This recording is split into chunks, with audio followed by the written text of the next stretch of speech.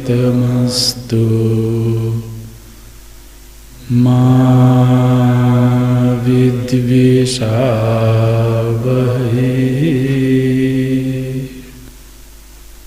ॐ शान्ति शान्ति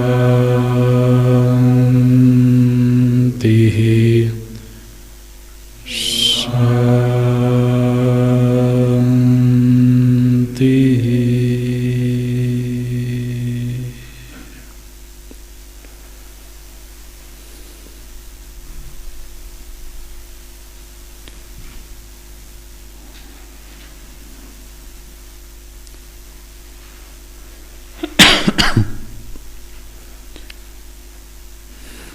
न्याय दर्शन में 16 पदार्थों का ज्ञान होने से अपवर्ग की प्राप्ति होती है, ऐसा माना गया।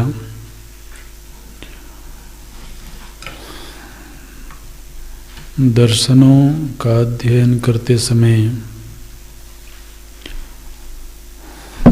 जो मुख्य बिंदुओं पर विचार करना चाहिए, उनमें एक तो उस दर्शन में जीव का क्या स्वरूप है, दूसरा जगत का क्या स्वरूप है, तीसरा ईश्वर का क्या स्वरूप है, बंधन और मुक्ति के विषय में क्या अवधारणा है, प्रमाणों के विषय में क्या मान्यता है, साधना का क्या स्वरूप है, इन बिंदुओं पर विचार होना चाहिए। जब हम किसी विचारधारा को दर्शन की संज्ञा देते हैं, तो दर्शन की संज्ञा तभी दी जाएगी जब वो इन सभी बिंदुओं पर अपने विचार प्रस्तुत करते हों। वैसे तो हमारे देश में ही समय समय पर अनेक तरह की विचारधाराओं का प्रचलन हुआ है, होता रहा है और आगे भी होता रहेगा।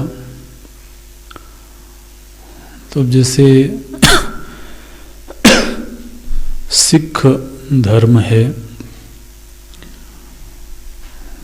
तो एक धर्म है, लेकिन उसको दर्शन की कोटि में नहीं रखा गया। जैन एक धर्म है, लेकिन साथ ही उसका अपना एक दर्शन है। बौद्ध धर्म है, किंतु उसका अपना एक दर्शन है। इसी तरह से समय समय पर अनेक तरह की विचारधाराएं समाज में आती हैं, लोग उसका अनुसरण करते हैं, लेकिन वह दर्शन की कोटि में तो नहीं आ पाते हैं। अब जैसे आधुनिक समाज, भारतीय समाज में ही देखें तो अनेक तरह की विचारधाराएं देखने को मिलती हैं। तो उनमें जैसे आर्य समाज एक विचारधारा है, जे कृष्णमूर्ति जी के द्वारा एक विचारधारा प्रस्तुत की गई। ओशो की अपनी एक स्वतंत्र विचारधारा है। महर्षि अरविंद की एक विचारधारा है। इसी तरह से ब्रह्मा कुमारी, इस्कॉन, तो बहुत तरह की विचारधाराएं समाज में आती हैं, लोग उसका अनुसरण करते हैं। लेकिन वो सब दर्शन की कोटि में तब तक नहीं आएंगे जब तक कि इन समस्त बिंदुओं पर उनके विचार स्पष्ट नहीं होंगे। तो आत्मा के स्वरूप में उनकी क्या मान्यता है, जगत की क्या व्याख्या है,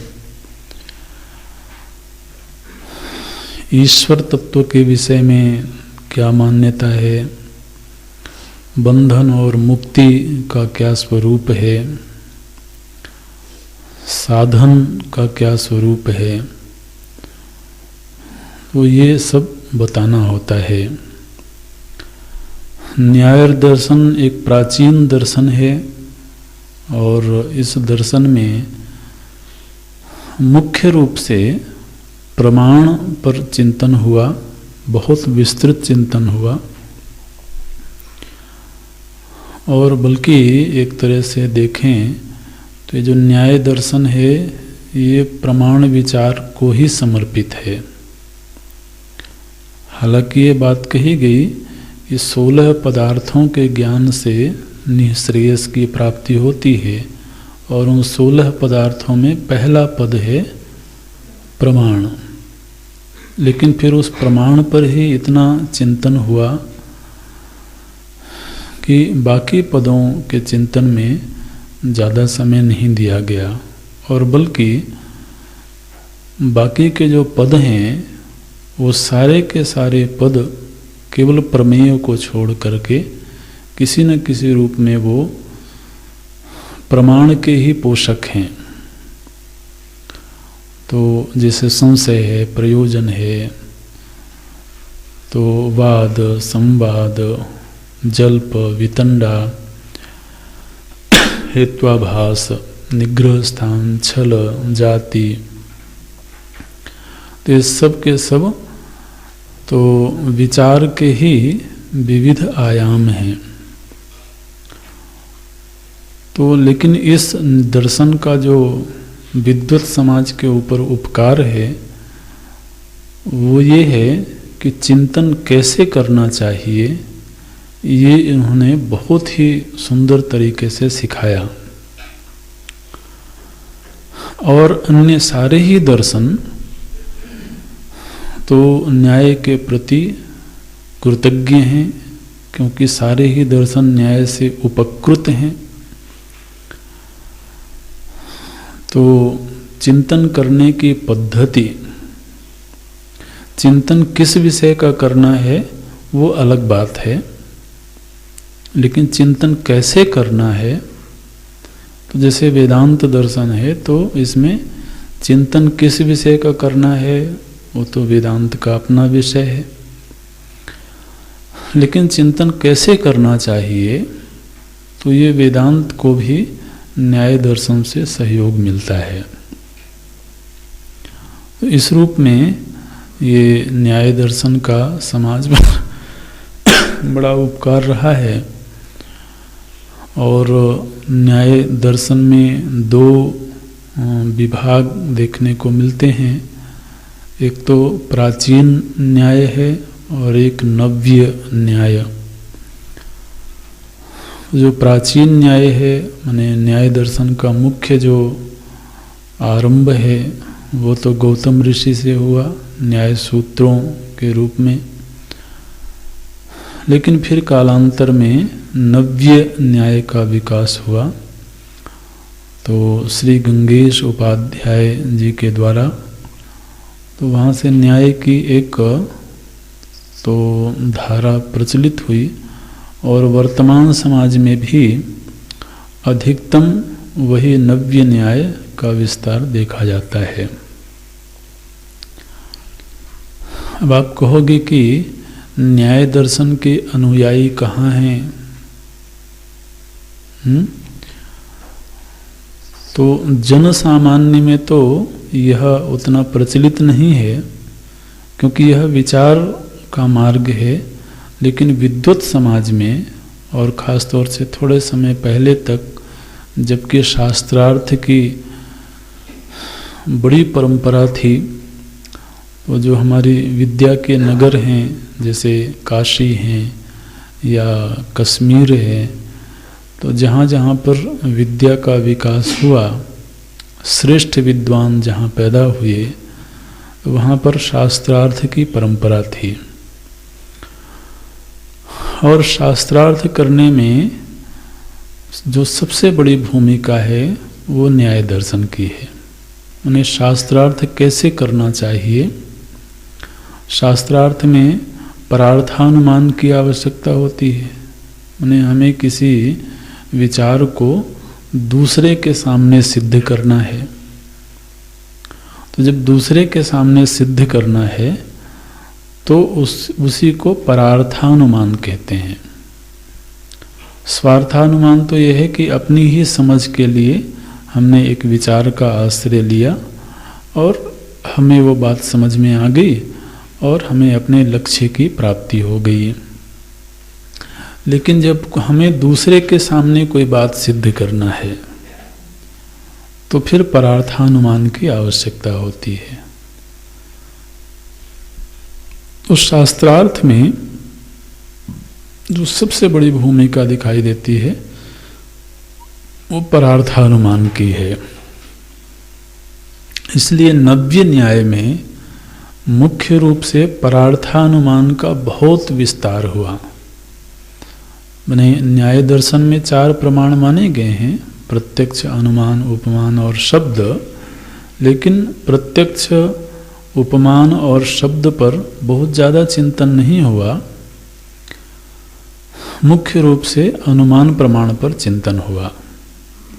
और अनुमान में भी देखें तो जो परार्थानुमान है उस पर विस्तृत चिंतन हुआ, बड़े बड़े ग्रंथ लिखे गए।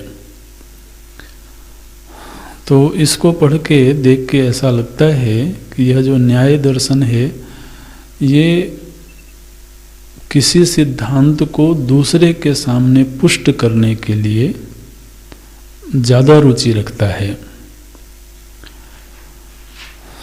तो इसलिए फिर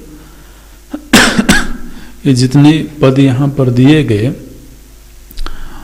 तो वो सारे के सारे पद किसी न किसी रूप में परार्थानुमान के ही पोषक हैं। जैसे प्रतिज्ञा की जाएगी, फिर हेतु, उपनय, निगमन आदि जो है, तो सब परार्थानुमान के लिए उनकी भूमिका है। निर्णय है, जल्प, वितंडा आदि, ये सब परार्थानुमान के समय ही इनकी आवश्यकता होती है। स्वार्थानुमान करते समय इनकी कोई विशेष भूमिका नहीं दिखाई देती है। तो जो 16 पद हैं उनका हम लोग चिंतन कर रहे थे। तो निर्णय, वाद, जल्प, वितंडा, इसके बाद में जो पद है हेत्वाभास। हेत्वाभास क्या है? तो बोले कि जब किसी सिद्धांत की पुष्टि के लिए हमने ऐसा हेतु दिया जो हेतु वास्तव में हेतु नहीं है, वो हेतु जैसा है।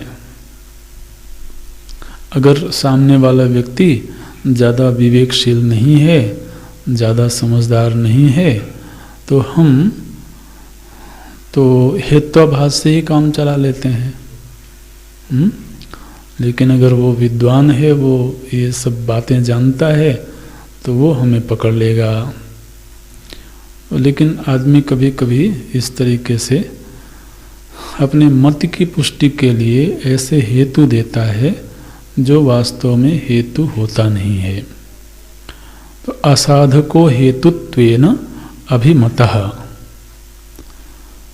असाधको हेतुत्वेन अभिमतः, जो हमारे सिद्धांत का साधक तो नहीं है लेकिन हेतु के रूप में प्रतीत होता है, उसको बोलते हैं हेत्वाभास। और इसके बाद में एक पद है छल। तो ये छल क्या है? तो बोले कि विचार करते समय जब, इसको पहले साधारण रूप से समझ लें, फिर इसकी परिभाषा करेंगे। छल माने क्या है कि हमने एक मत अपना बनाया हुआ है और उस मत का पोषण करने के लिए हम शास्त्र में से कोई वाक्य उठाते हैं, बिना यह जाने कि वह वाक्य किस प्रसंग में, किस संदर्भ में, किसके द्वारा बोला गया है। इससे हमें कोई मतलब नहीं है। हमारा अपना एक मत है, हमें उस मत का पोषण करना है और उसके लिए हमें किसी बड़े व्यक्ति का नाम लेना है कि उन्होंने भी ऐसा कहा है, या किसी बड़े शास्त्र को कोट करना है कि हम जो कह रहे हैं यह बात देखो उस शास्त्र में भी कही गई है। अरे उस शास्त्र में किस प्रसंग में कही गई है, क्या संदर्भ था, तो उससे कोई मतलब नहीं है।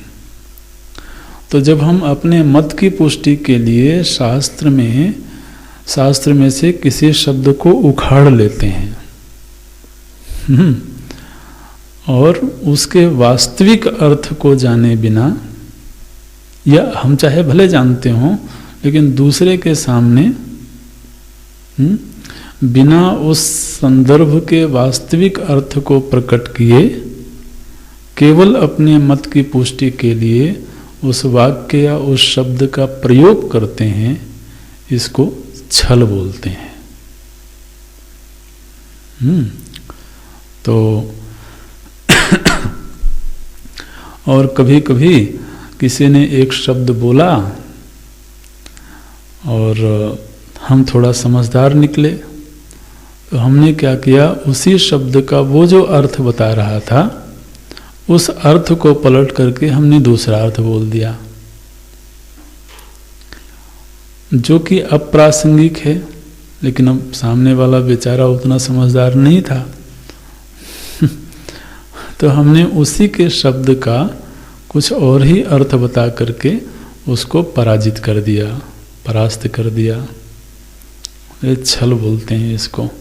शब्द वृत्ति व्यत्ययेन, शब्द वृत्ति व्यत्ययेन प्रतिषेध हेतु छलम।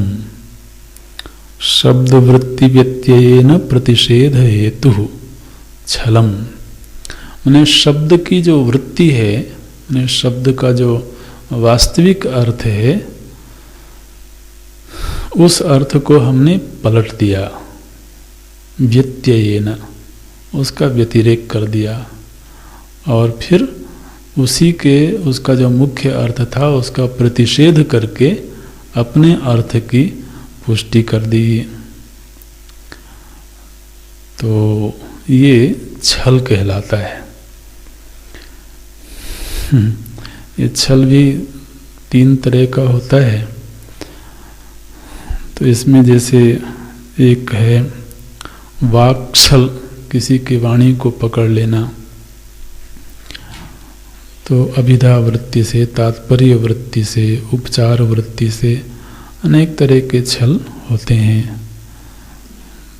तो एक दृष्टांत दिया गया शास्त्र में कि किसी ने कहा कि ये जो ब्रह्मचारी हैं ये नव कंबल से युक्त हैं। नव कंबल से युक्त हैं, तो उनका ये कहना था कि इनके पास में नया कंबल है। नव माने नया। उस सामने वाले ने कहा कि भी इसके पास नौ कंबल कहाँ से आ गए? ये तो दरिद्र मारा है, नौ कंबल कहाँ से आ गए? तो आपने तो बड़े सहज भाव में कहा कि ये नव कंबल युक्त है, और वो महाराज आपके विचार को खंडित कर दिया, पलट दिया। बोले तुम झूठ बोलते हो, एक कंबल तो वो रख नहीं सकता है, और नौ कंबल आए। तो मैंने क्या है, किसी के शब्द को पलट देना। वो किस भाव से कोई शब्द कह रहा है उस भाव को ध्यान में नहीं रखते हुए, तो उसको पराजित करने के लिए, उसको नीचा दिखाने के लिए हमने अपनी चालाकी प्रस्तुत की। इसको छल बोलते हैं। फिर इसके बाद में आता है जाति। जाति एक देखिए, न्याय दर्शन में ये पद क्यों दिए जा रहे हैं? क्योंकि व्यक्ति अगर इन पदों का अर्थ जानता हो तो वो सावधान रहेगा। छल क्या होता है, अगर जानता हो कोई व्यक्ति तो कभी भी दूसरे के द्वारा छला नहीं जाएगा। तो इसलिए उसको तो विद्वान बनना है ना, उसको न्याय कुशल बनना है, तो इसलिए उसे इन पदों का अर्थ मालूम होना चाहिए। फिर विचार विनिमय में ही एक चीज होती है, उसको जाति बोलते हैं। जाति क्या है? बोले स्वव्याघात करम उत्तरम जाति। स्वव्याघात करम उत्तरम जाति। बोले कि हम अपने मत की पुष्टि करने जा रहे थे और हमने ऐसा तर्क दिया कि उस तर्क से हमारा ही मत खंडित हो गया।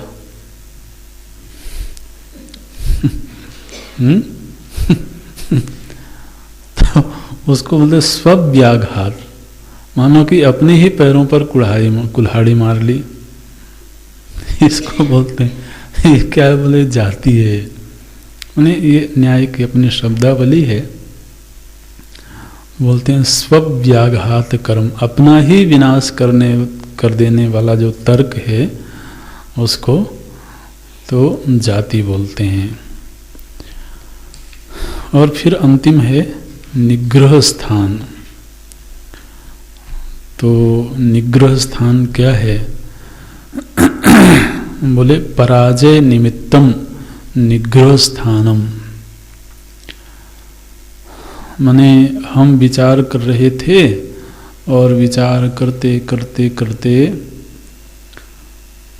तो ऐसा लग रहा था कि हम विजयी हो जाएंगे, लेकिन अंततः हमने कुछ इस तरीके से विचार शैली को अपनाया कि विजयी होने की बजाय हम पराजय का वर्ण कर लिया हमने।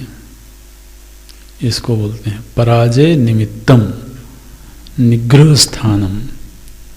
माने ये न्याय दर्शन ये कहता है कि आपको ऐसे स्थानों को जान के रखना होगा जिन स्थानों में प्रवेश करने पर पराजय की संभावना हो। तो ऐसे स्थान मतलब भौतिक स्थान नहीं, वैचारिक रूप में ऐसे तर्कों के प्रति सावधान रहना होगा, ऐसी विचार शैली के प्रति सावधान रहना होगा जो हमें पराजय की ओर ले जाए। ऐसे स्थानों को बोलते हैं निग्रह स्थान। पराजय निमित्तम निग्रह स्थानम। तो अब देखिए, अब इनके जो विभाग हैं, चूँकि इन्हीं विषयों पर न्याय दर्शन समर्पित है, तो एक एक पद का इतना विस्तार हुआ, इतना विस्तृत चिंतन हुआ। तो निग्रह स्थान 24 प्रकार के होते हैं, तद्वाविंशति प्रकारम, तो 22 प्रकार के ऐसे। तो ये जो 16 पदार्थ हैं, इनका किसी को स्पष्ट ज्ञान होवे तो फिर उसको मोक्ष की प्राप्ति हो जाएगी। ये तो पदार्थ हुए। मोक्ष का जो स्वरूप है, माने मोक्ष का जो उपाय है, वो बताया गया।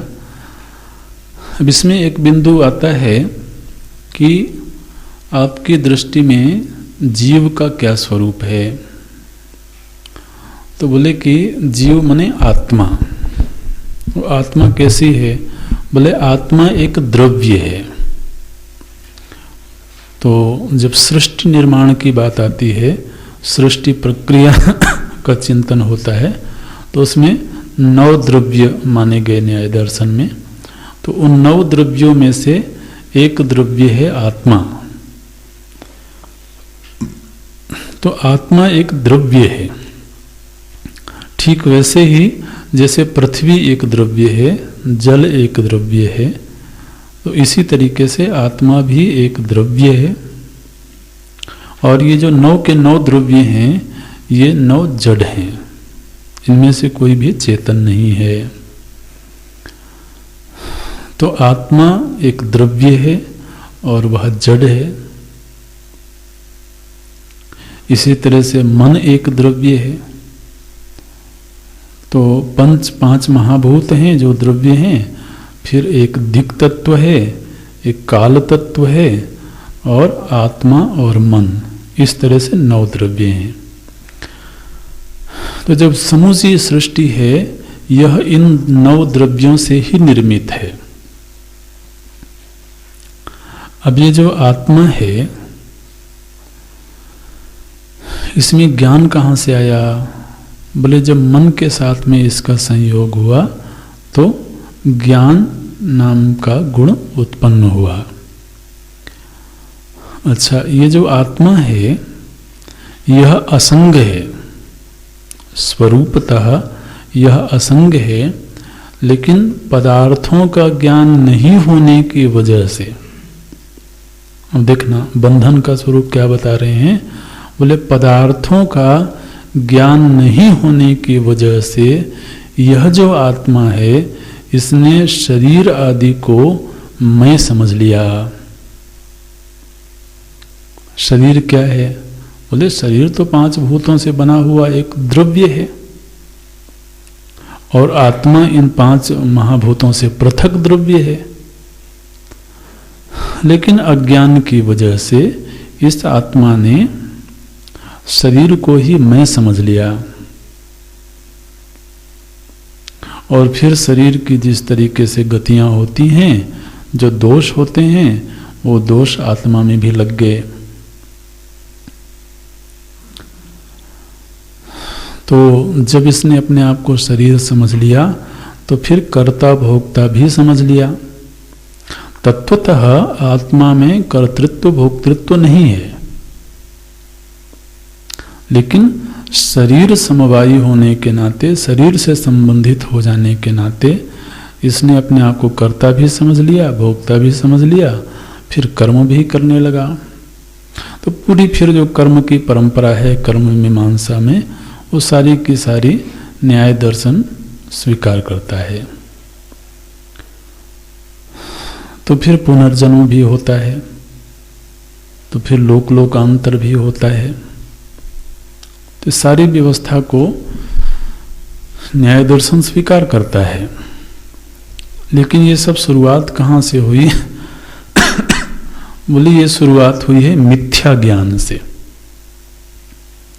आत्मा स्वरूपतः जैसा है वैसा नहीं अपने आप को जानता है,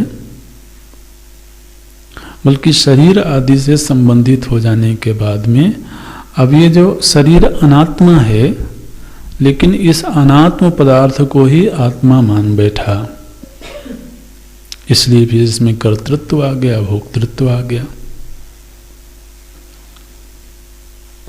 तो फिर इनसे पूछा गया कि अच्छा, आपने कहा था कि उन 16 पदार्थों का ज्ञान होने से इसकी मुक्ति हो जाएगी, अर्थात ये शरीर आदि से मुक्त हो जाएगा, छूट जाएगा। तो बोले केवल उन पदों के अर्थ का ज्ञान होने मात्र से छूट जाएगा? बोले नहीं, जब पदार्थों का ज्ञान होगा तो उससे मिथ्या ज्ञान की निवृत्ति होगी। जब हमें पता लग गया कि यह जो शरीर है यह मैं नहीं है, बल्कि यह 5 भूतों से बना हुआ एक पिंड है, तो ऐसी समझ पैदा होने के बाद अब तक हमने जो इसको आत्मा माना हुआ था, इस मिथ्या ज्ञान का निवारण हो जाएगा। अच्छा, इस मिथ्या ज्ञान के आने से ही हमारे जीवन में दोष उत्पन्न हो गए थे, क्योंकि जब हमने शरीर को ही आत्मा मान लिया तो फिर शरीर की अनुकूलता प्रतिकूलता में हम उलझ गए। तो शरीर की अनुकूलता प्रतिकूलता में जब उलझे तो फिर राग द्वेष आदि का जन्म हुआ। तो पहले मिथ्या ज्ञान आया, फिर मिथ्या ज्ञान से दोष आए, और फिर दोष आ जाने के बाद में प्रवृत्ति हुई। प्रवृत्ति हुई माने कर्म हुआ। तो जो अनुकूल था उसको संभाले रखने का, जो प्रतिकूल था उसको त्यागने का, ये प्रवृत्ति चलती रही। तो मिथ्या ज्ञान से दोष, दोष से प्रवृत्ति, प्रवृत्ति से जन्म, माने कर्म हुआ तभी तो फिर वो जन्म का हेतु बना। तो जन्म, और फिर जन्म से दुख। दुख कहाँ से आया? बोले जन्म लिया है इसलिए दुख आया। जन्म नहीं लेते तो दुख नहीं आता। इसलिए जब पदार्थों का सही सही ज्ञान होगा तो उससे मिथ्या ज्ञान की निवृत्ति होगी। मिथ्या ज्ञान की निवृत्ति होने से दोष की निवृत्ति होगी। दोष का निवारण होने से प्रवृत्ति का त्याग करेगा, यानी कर्म का त्याग करेगा, और कर्म त्याग से जन्म से छूट जाएगा वो, और जन्म से छूट जाने के बाद वह दुख से छूट जाएगा, और दुख से आत्यंतिक निवृत्ति ही मुक्ति है। तो यहां तक ये मुक्ति का स्वरूप चल रहा है। न्याय दर्शन में जो मुक्ति का स्वरूप है वो केवल दुख से आत्यंतिक निवृत्ति है, सुख प्राप्ति नहीं। केवल और केवल दुखों से आत्यंतिक निवृत्ति ही मोक्ष है। लेकिन दुखों से आत्यंतिक निवृत्ति का एक क्रम है। पहले मिथ्या ज्ञान छूटे, फिर उससे दोषों की निवृत्ति हो, उसके बाद में कर्म से मुक्ति मिले। कर्म से मुक्त हो जाएंगे तो जन्म से मुक्त हुए, और फिर जब जन्म नहीं होगा तो दुख नहीं होंगे, तो दुखों से आत्यंतिक निवृत्ति हो गई। यही मुक्ति है। तो ऐसा होने के बाद जो आत्मा है वो किसी लोक में जाएगी क्या? लेकिन उसका कहीं आना जाना नहीं होगा। वो तो ठीक वैसे ही स्थिति में पहुंच जाएगी जैसे कि आप समझिए कि ईशावास्य उपनिषद के अध्ययन के समय लय का जो प्रसंग आया था, प्रकृति लय, याद है कि नहीं? जो प्रकृति लय का प्रसंग आया था, तो उसी स्थिति को ये आत्मा प्राप्त हो जाएगी हमेशा के लिए। ऐसे माने नित्य जड़ता को उपलब्ध हो जाएगी। आत्मा जड़ है ना, तो मन के साथ संयोग होने के कारण ज्ञान उत्पन्न हुआ। तो अब जब मिथ्या ज्ञान और प्रवृत्ति और जन्म आदि का निवारण हो गया, तो वो अपने स्वरूप में स्थित हो गई। और उसका स्वरूप कैसा है? जड़ स्वरूप है। तो इसलिए वो अपने नित्य जड़ स्वरूप में स्थित हो गई, जहां पर किसी प्रकार का दुख नहीं है। बिल्कुल ठीक बात है। अब बताओ, जब सुसुप्ति में होते हो तो किसी प्रकार का दुख होता है क्या? तो मानो कि उसको नित्य सुसुप्ति की प्राप्ति हो गई हमेशा के लिए। ठीक है, तो है, इसमें क्या दिक्कत है भाई? आदमी को दुख से निवृत्ति ही तो चाहिए। बोले दुख की निवृत्ति हो गई। इनसे पूछा गया कि दुख की निवृत्ति तो हर व्यक्ति चाहता है, लेकिन जड़ता कोई नहीं चाहता है। जड़ भाव में जाना कोई नहीं चाहता है। वो बोले कि तुम्हारे चाहने की फिक्र करेंगे क्या हम? माने जो वस्तु स्थिति है उसको ध्यान रखना है। चाहना तो पता नहीं क्या क्या चाहते हो। जब उनसे कहा गया कि भाई व्यक्ति नैसर्गिक रूप से सुख भी चाहता है, दुख की निवृत्ति तो चाहता है, लेकिन साथ में सुख भी चाहता है। बड़ा चिंतन हुआ इस पर। उन्होंने कहा कि ये जो सुख की चाहत है ना, ये सुख की चाहत तो ठीक है, लेकिन ऐसी सुख की कोई स्थिति नहीं होती है जो दुख निरपेक्ष होवे। माने जीवन में देखो, तुम्हें जब जब सुख मिला तो क्या उसके बाद दुख आया कि नहीं आया? तो तुम अगर सुख की चाहत रखते हो, इसका मतलब है कि दुख तो फिर पूरी तरीके से जाएगा नहीं। और हमारा अभीष्ट है दुख की आत्यंतिक निवृत्ति। इसलिए दुख की आत्यंतिक निवृत्ति अगर चाहते हो तो फिर किसी सुख आदि की कामना मत करो, क्योंकि सुख आएगा तो वह अपने पीछे पीछे दुख को भी लेके आएगा। इसलिए हम तो केवल दुख की निवृत्ति चाहते हैं, और क्या चाहिए? इस तरीके से तो आत्मा का जब मन से हमेशा के लिए विच्छेद हो जाएगा तो ज्ञानोत्पत्ति की संभावना नहीं रहेगी। आप देखो, जब तक जगे रहते हो तब तक दुख और सुख में डोलते रहते हो, लेकिन सुसुप्ति में जब जाते हो परम विश्रांति रहती है। ये मत कहो कि वहां आनंद रहता है। अरे भाई, आनंद रहता है तो उसका अनुभव होता है क्या उस समय?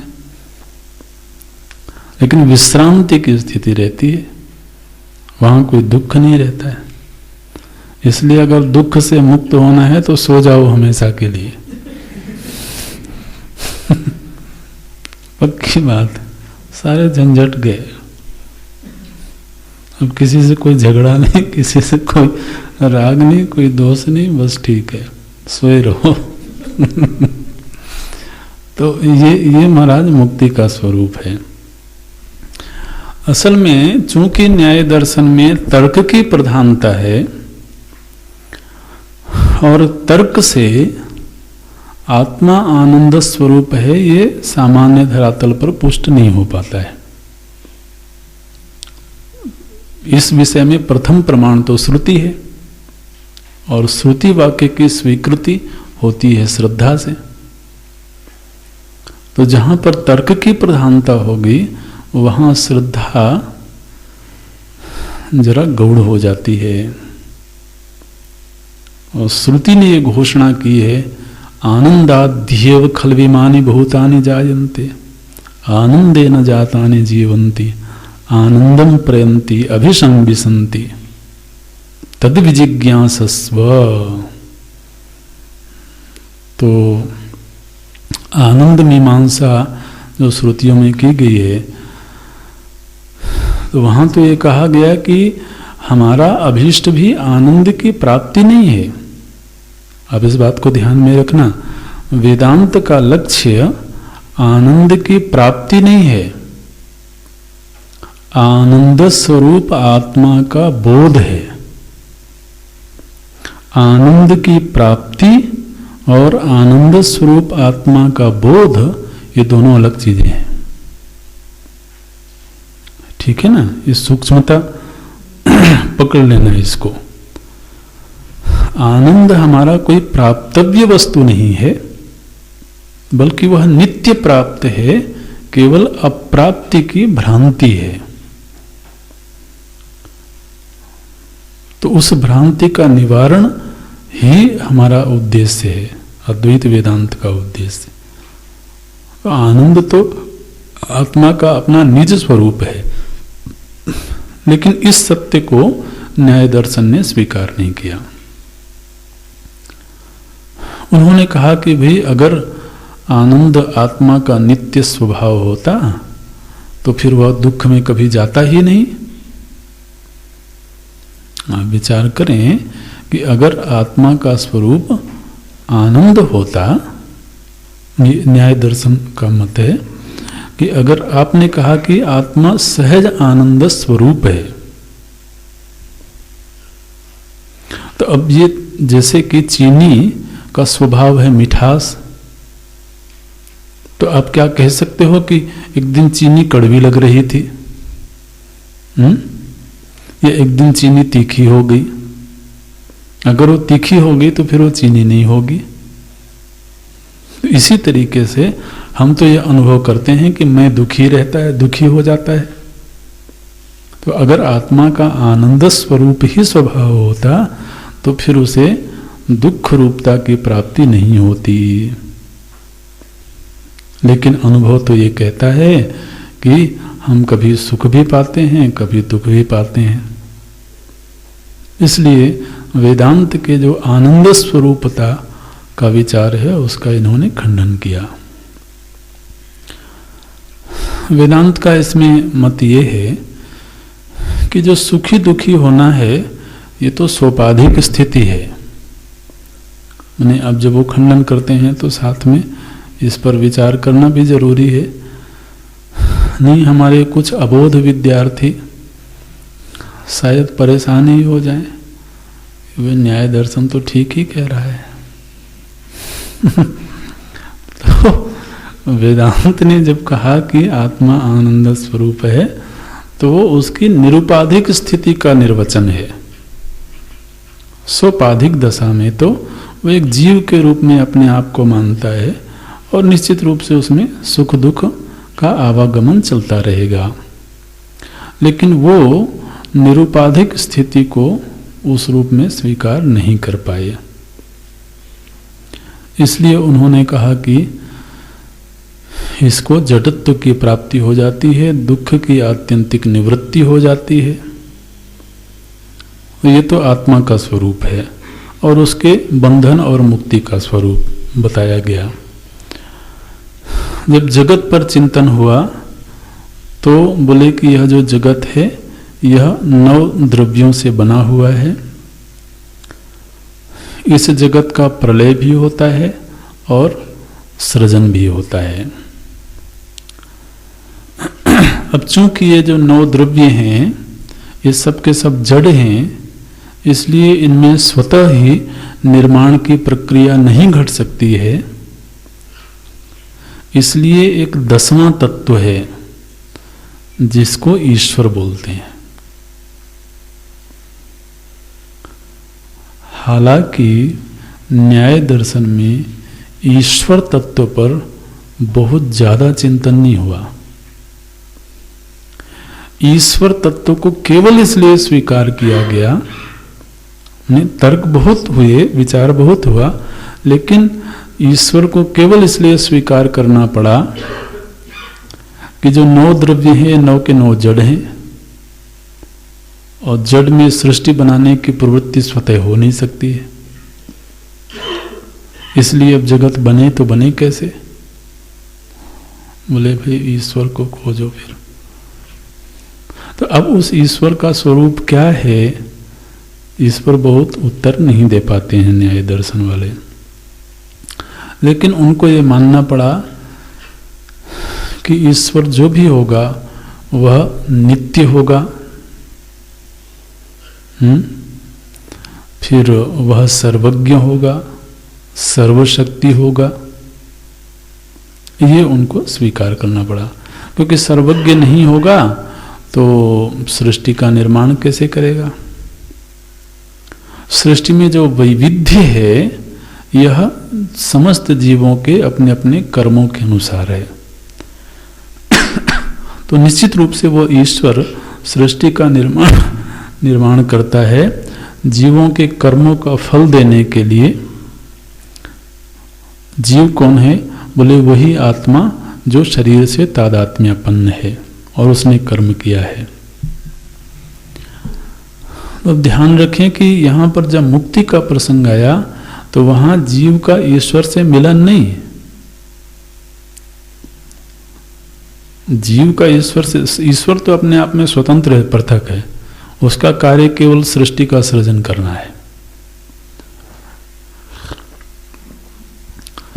मुक्ति का स्वरूप केवल प्रकृति लय है, अपने स्वरूप को प्राप्त हो जाना है। लेकिन यह जो ईश्वर तत्व है यह नित्य है, और निश्चित रूप से इसने सृष्टि बनाई तो बनाने के लिए इसको सृष्टि से पृथक होना चाहिए। तो जिस तरह से कुंभकार जो है वो घट बनाता है और घट से पृथक रहता है, ऐसे ही जो ईश्वर है उसने जगत को बनाया। किस धातु से बनाया? बोले इन 9 द्रव्यों से बनाया। तो ईश्वर के पास 9 द्रव्य पहले से उपलब्ध थे, इन्हीं 9 द्रव्यों से उन्होंने सृष्टि को बनाया। लेकिन उनका जो अपना लोक है उसको बनाया कि नहीं बनाया? बोले उसको क्यों बनाएगा भाई, वो तो पहले वो भी नित्य है। अगर ईश्वर नित्य है तो उसका घर भी तो नित्य होगा, नहीं तो रहेगा तो वो रहेगा कहाँ? तो इसलिए ईश्वर और उनका जो लोक है वो नित्य है, उसका प्रलय नहीं होता है। लेकिन बाकी जो सृष्टि है वो ईश्वर बनाता है और वो अपने लोक में रहते हैं, उनका प्रभाव सर्वत्र व्याप्त है। लेकिन वो जगत में नहीं है, वो सर्वरूप नहीं है, ठीक है? सर्व का निर्माता है।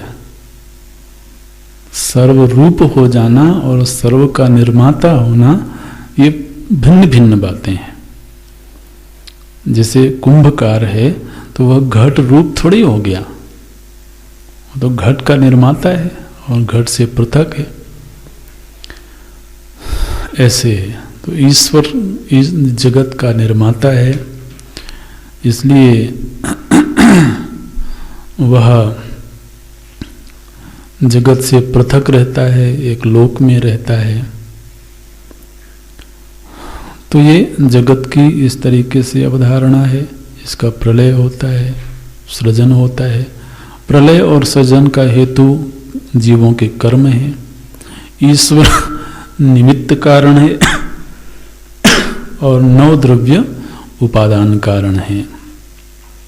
ऐसे ईश्वर सृष्टिकर्ता होने के नाते सर्वज्ञ है। उन्हें आपको पूर्व में याद होगा तो इस पर चर्चा हुई थी। ईश्वर को जगत कर्ता क्यों स्वीकार किया गया?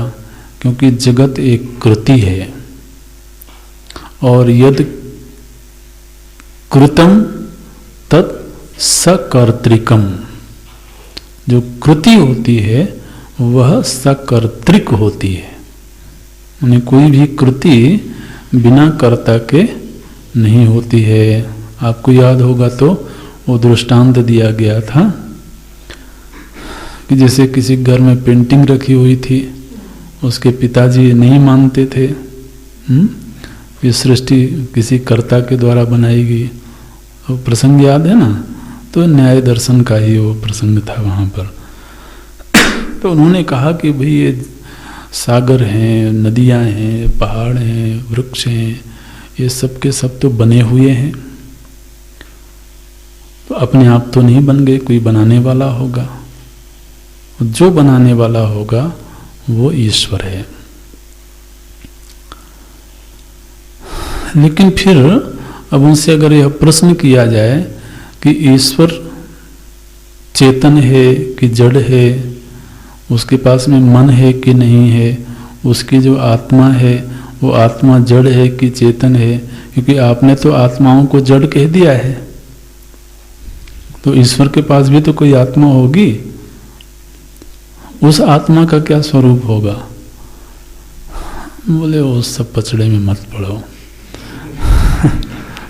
बस ये है कि एक ईश्वर सत्ता है, और तुम्हारी हिम्मत ही क्या है कि तुम जान सको कि ईश्वर सर्वज्ञ है, उसकी आत्मा का क्या स्वरूप है। अपने आप को जान लो, इतना ही बहुत है। और दुख से निवृत्त हो जाओ। तो ईश्वर के विषय में ये ऐसा लगता है कि दूसरे दर्शनों से इन्होंने सहयोग लिया है, लेकिन फिर प्रश्न आया कि साधना का क्या स्वरूप है। आपकी दृष्टि में साधन मीमांसा क्या है, साधना का क्या स्वरूप होना चाहिए? बोले भाई देखो, साधना में पहली बात तो यह है कि चूंकि इस दुनिया को, हमारे शरीर को, सभी चीज़ों को, हमारे भोग्य विषयों को ईश्वर ने बनाया है, इसलिए ईश्वर की आराधना करना ये पहली साधना है। ईश्वर को पाने के लिए नहीं, ठीक है ना, ईश्वर को पाने के लिए नहीं, उसकी प्राप्ति कोई कर नहीं सकता, लेकिन अपने दुखों से, अज्ञान आदि से मुक्त होने के लिए हमें ईश्वर की आराधना करनी चाहिए।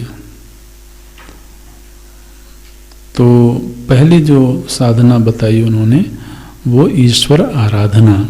हालांकि आराधना पर बहुत बल उन्होंने नहीं दिया, उनका सारा का सारा जो बल है वो केवल चिंतन को ही समर्पित है, तर्क को ही समर्पित है। लेकिन उन्होंने कहा कि ईश्वर की आराधना करने से व्यक्ति धीरे धीरे करके पदार्थों का ज्ञान पाने में समर्थ हो जाता है, और पदार्थों का ज्ञान होने से ही मिथ्या ज्ञान की निवृत्ति होगी। तो इसलिए जो ईश्वर की आराधना है, बड़ी सुंदर एक बात उन्होंने कही। बोले ईश्वर की आराधना करने से तो जीव को श्रवण का अवसर प्राप्त होता है। ये वाक्य हम देख रहे हैं, अगर मिल जाएगा तो बता देंगे। बड़ी सुंदर बात बोलते हैं। बोले ईश्वर आराधना से ही किसी किसी जीव को श्रवण का अवसर प्राप्त होता है, और श्रवण का अवसर जब प्राप्त होता है तभी उसे पदार्थों का ज्ञान होता है, और पदार्थों के ज्ञान से ही मिथ्या ज्ञान की निवृत्ति होती है, और मिथ्या ज्ञान की निवृत्ति होने से ही फिर दोष, प्रवृत्ति, जन्म और दुख का निवारण होता है। इस तरीके से तो ईश्वर की आराधना एक तो प्रधान कर्तव्य है, दूसरा जीवन में सत्कर्म होना चाहिए। देखिए वाक्य मिल गया। बोलते हैं परमेश्वर अनुग्रहवशात, बहुत सुंदर वाक्य है, बोले परमेश्वर अनुग्रहवशात श्रवणादिक्रमेण, जब ईश्वर का अनुग्रह होता है तो उससे श्रवण की प्राप्ति होती है, और फिर श्रवण आदि क्रमेण, श्रवण आदि मने श्रवण मनन निधिध्यासन, और श्रवण आदि क्रमेण आत्म तत्व साक्षात्कारवतः, जब आत्म तत्व का साक्षात्कार हो जाता है तो फिर क्या हुआ, बोले पुरुष धौरेयस्य, पुरुष धौरेयस्य, पुरुष श्रेष्ठ, पुरुष धौरेयस्य माने पुरुष श्रेष्ठ, जिसको ईश्वर के अनुग्रह से श्रवण की प्राप्ति हुई है और श्रवण के अनंतर आत्म साक्षात्कार हुआ है, ऐसा जो पुरुष श्रेष्ठ है उसको फिर दुख निवृत्ति, दुखों से आत्यंतिक निवृत्ति हो गई। दुख निवृत्ति ही आत्यंतिकी, निःश्रेयसम इति निरवध्यम, दुख की आत्यंतिक निवृत्ति हो गई और यही निःश्रेयस है, यही मुक्ति का स्वरूप है। तो इसमें, इस वाक्य में एक बड़ी सुंदर बात इन्होंने कही कि जो श्रवण आदि की प्राप्ति है वो ईश्वर अनुग्रह से होती है, इसलिए ईश्वर की आराधना तो व्यक्ति को करते रहना चाहिए। दूसरा, जीवन में चूंकि हमें जो भोग आदि उपलब्ध होते हैं वो हमारे ही अपने कर्मों से होते हैं, इसलिए यथासंभव सत्कर्म में प्रवृत्ति होनी चाहिए।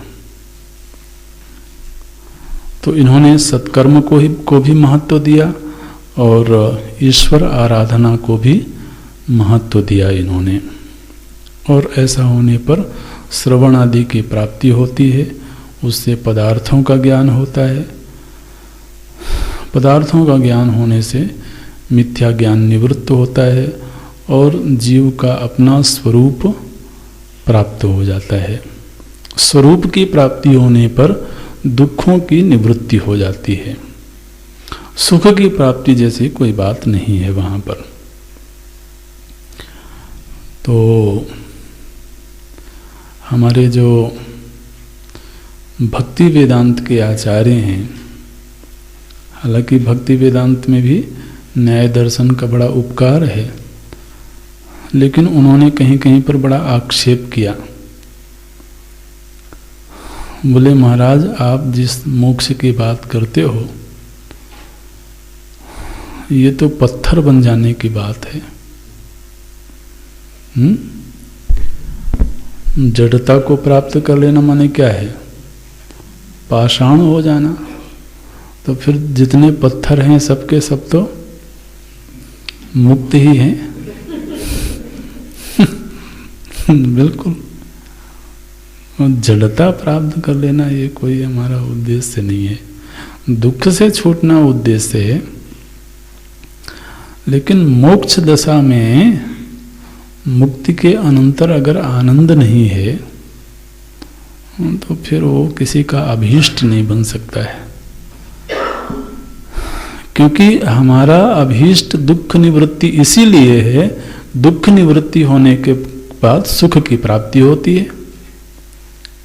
अगर सुख प्राप्ति की आकांक्षा ना हो, इसलिए महाराज एक आचार्य बोलते हैं, बोले कि ये तुम जिस तरह के मोक्ष की बात करते हो ना, कृष्ण भक्त थे, बोले कि तुम्हारी इस मुक्ति को पाने की अपेक्षा मैं वृंदावन में सियार बनना पसंद करूंगा। श्रीगालत्वम श्रीगालत्वम वरम मन्ये, बोले मैं वृंदावन में सियार बनना पसंद करूंगा, तुम्हारी ये मुक्ति लेना पसंद नहीं करूंगा। ऐसे कह दिया उन्होंने। तो लेकिन ये इनका चिंतन का स्वरूप है। इसमें जो पदार्थों की मीमांसा है वो बहुत जबरदस्त है। उसका जिस तरह से चिंतन किया और चिंतन की जो शैली इन्होंने सिखाई, तो आप देखिए भाष्य में भी हम जगह जगह पर जब देखते हैं कि वहाँ पर पूर्व पक्ष प्रस्तुत किया जाता है, फिर उसका उत्तर दिया जाता है, फिर हेतु दिया जाता है, ये सारा का सारा न्याय दर्शन का ही है। तो इस रूप में न्याय दर्शन का सभी ही दर्शनों में एक बड़ा उपकार है। जहाँ तक तत्व मीमांसा है उस पर बहुत ज़्यादा वक्त नहीं दिया गया इनके द्वारा। तो ये न्याय दर्शन की एक संक्षिप्त रूपरेखा है। जो वैशेषिक दर्शन है वो लगभग न्याय दर्शन के विचारों से मिलता जुलता है। नवद्रव्यों को वो भी स्वीकार करते हैं, विस्तार से अगली कक्षा में देखेंगे, लेकिन उन्होंने एक 10वां तत्व माना, उसको विशेष बोलते हैं। तो विशेष नाम का एक 10वां तत्व है, जिसके कारण उसको फिर वैशेषिक दर्शन नाम दिया गया। तो विशेष क्या है? बोले कि भाई देखो, नवद्रव्यों से ये सारी सृष्टि बनी है,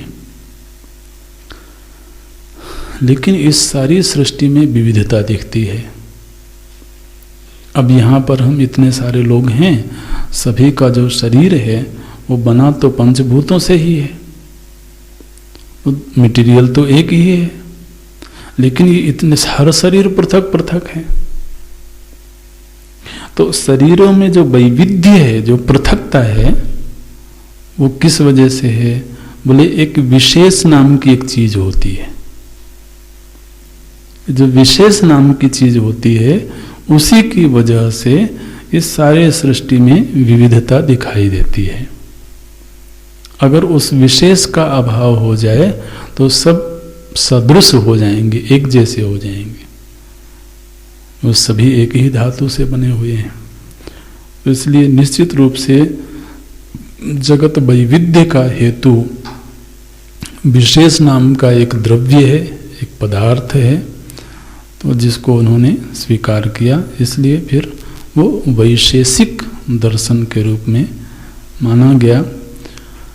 कुछ कहीं कहीं थोड़ा थोड़ा और अंतर है, अगली कक्षा में देखेंगे। ओम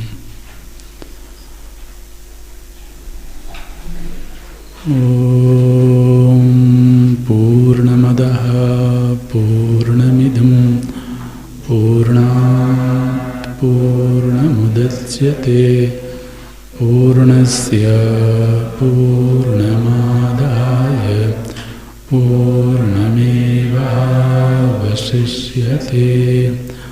ओम शांति शांति शांति। हरि ओम। श्री गुरुभ्यो नमः। हरि